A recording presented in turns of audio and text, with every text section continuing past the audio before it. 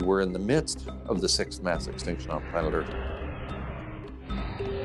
We are warming the planet approximately 10 times faster than it was warmed during the Great Dying, the worst of the mass extinction events, when the global average temperature went from ice age to beyond hothouse, somewhere between 900 and about 19,000 years. We're headed there in as little as a decade. We've been here only 150,000 years, and we've become so powerful that we are undermining the very things that keep us alive. We're on the brink because 7.6 billion people demanding more and more and more. The so-called American dream has infected the entire planet. We create a problem that we deny all of these years in order to support a fossil fuel system. And then when finally faced with the crisis, we're over the edge of the cliff. We then think we're smart enough, we're going to invent a new way of capturing that carbon and putting it down again. It's crazy.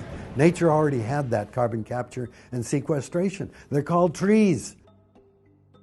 We've taken down the forests.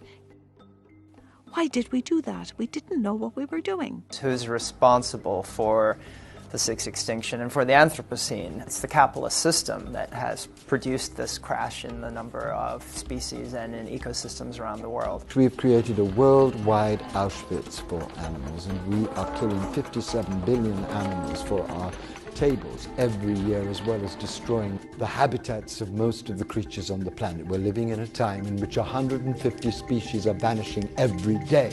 As the oceans become more acidic from greenhouse gas pollution, the world's largest traded food commodity, seafood, is threatened.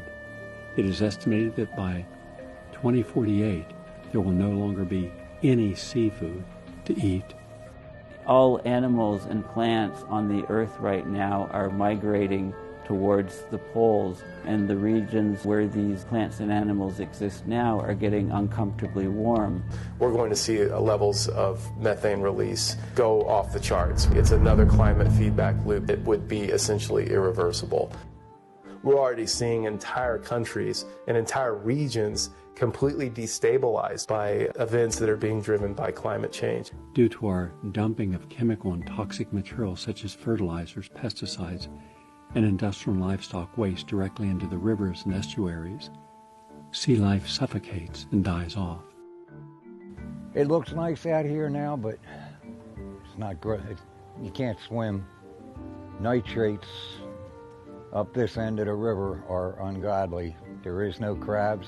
We've had fish kills. It's just heartbreaking. And it's like, enough is enough. The inability to feed and provide water for ourselves, dehydration, starvation. We're talking about the most dystopian imaginable future playing out right in front of our eyes. It is too late to stop it, and the best case that we could hope for is maybe a little bit of mitigating. It is happening, it is dramatic, and it's affecting all of us, and today is better than tomorrow. We've taken over, and now we've got all of the amplified brain power of supercomputers and scientists. The leading scientists of the world have been telling us we're headed down a very dangerous path. We are acting in a way that is driving us towards our own extinction. Our track record leaves very little confidence that we have a future.